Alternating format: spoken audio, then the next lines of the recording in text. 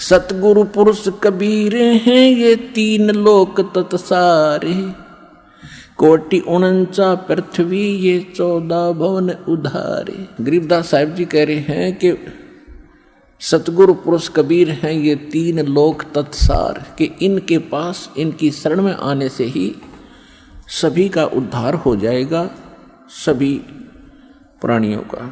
सतगुरु पुरुष कबीर हैं ये चारों युग परवाने, ये झूठे गुरुआ मर गए और हो गए भूत मसान। जैसे आप जी को राधा स्वामी पंथ के प्रवर्तक श्री शिवदयाल जी का इतिहास दिखाया, बहुत बार दिखाया है।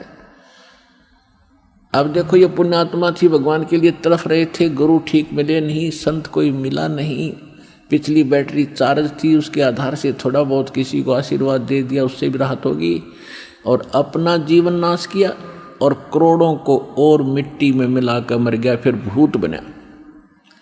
राधा स्वामी पंथ के प्रवर्तक श्री शिवदयाल जी की ही शाखाएं हैं ब्यास में, उसी के से एक शाखा निकली है सच्चा सौदा सिरसा डेरा और जगमाल वाली, उसी से शाखा निकली है कृपाल सिंह मिशन दिल्ली में, उसी की शाखा जय गुरुदेव मथुरा में, उसी की शाखा है दनौद के अंदर वो ताराचंद वाली, उसी की शाखा ठाकुर सिंह जो कृपाल सिंह का चेला बागी हो गया था। तो कहने का भाव ये है कि आप भूत बना शिवदयाल जी, और ये कितने जीवों को मिसगाइड करके काल के मुंह में डाल गया। तो यहाँ गरीबदास साहिब जी भगवान कबीर साहिब के बारे में कहते हैं कि सतगुरु पुरुष कबीर हैं ये चारों युग परमाणे, झूठे गुरुआ मर गए वो हो गए भूत मसान। अब वो झूठे गुरु थे, नकली गुरु थे, भूत बन गए शमशान घाट में, तो उनकी अंतिम संस्कार हो गया, उधर से वह धक्के खाते फिर रहे भूत बन गए। अब कबीर साहब कहते हैं हम चारों युग में परमात्मा आते हैं। सतयुग में सत सुकृत कह टेरा, त्रेता नाम मुनिंदर मेरा, द्वापर में करुणा में कहाया, कलयुग नाम कबीर धराया। अब यहाँ गरीबदास जी भी कह रहे हैं सतगुरु पुरुष कबीर हैं ये चारों युग परमाणे, ये झूठे गुरुआ मर गए और हो गए भूत मसाणे। झूठे गुरु के आश्रय कदे न उदर जीवे, सच्चा पुरुष कबीर हैं ये आद परम गुरु पीवे। सतगुरु पुरुष कबीर की कोई न चल है गैले, बिना पंथ पग धरत हैं गगन मंडल में सैले।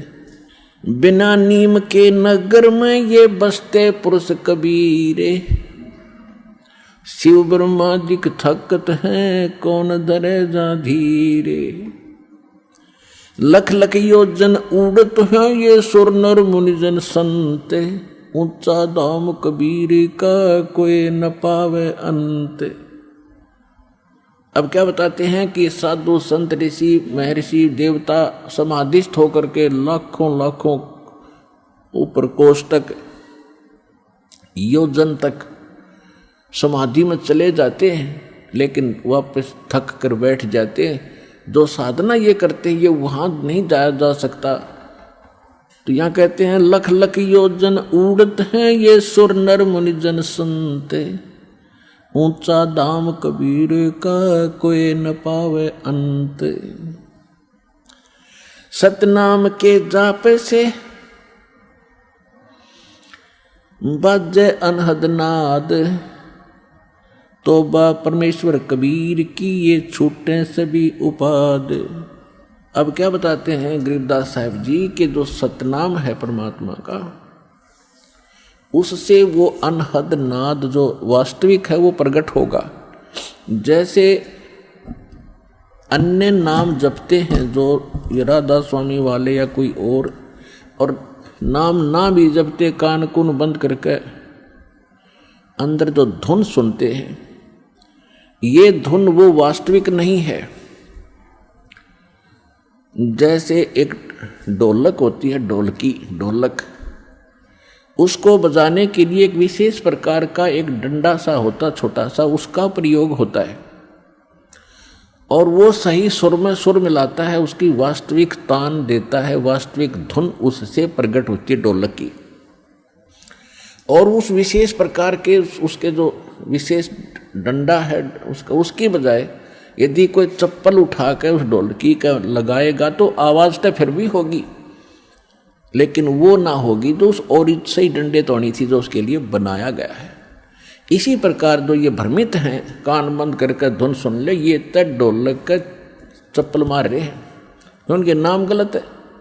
तो सतनाम के जाप से वो बाजे अनहदनाद। जब आपको सतनाम प्राप्त होगा उसके बाद आप भी कान बंद करके देखियो, आपको जो धुन सुनेंगी, जो आपने कभी पहले डले ढो रखे उनसे हटकर होंगी, वो आसानी से समझ जाएंगे जो पहले प्रयत्न कर रहे हैं। और फिर जब ये शुरू होंगी वो यहाँ से फिर निर्णय होगा। लेकिन इनको सुनो या ना सुनो, आप अपने बैंक में आपको मालूम है 20,000 रुपये उस दिन जमा कराए, 10,000 उस दिन कराए, 5,000 उस दिन कराए, या डेली आप दिहाड़ी कर रहे हो, आपकी हाजिरी लग रही है, आपकी कमाई होने लगी, उनको रोज देख लो चाहे ना देख लो, वो तो डिपॉजिट हो ही रहा है, वो तो आपका है ही। और ये जो बगैर नाम दिए ही कोई नाम भी नहीं देते वैसे धुन सुनते हैं, तो ये उनके पहले पिछले जन्मों की कोई वो रखा है पुण्य, उससे भी वो होती तो वो इस काल वाली ही धुन है, वो भी सुनती है। जैसे किसी ने एक बैंक में डिपॉजिट करा रखा, आगे कराता नहीं, तो उसने कभी देख लिया अपने बैंक के अकाउंट में उतना ही पाओगा, बल्कि खर्च हो रहा होगा, उससे निकाल भी रहे हो आप। तो इस प्रकार ये पूंजी यानी भक्ति धन का जो अकाउंट है, ये ज्ञान है, ये ऐसे है।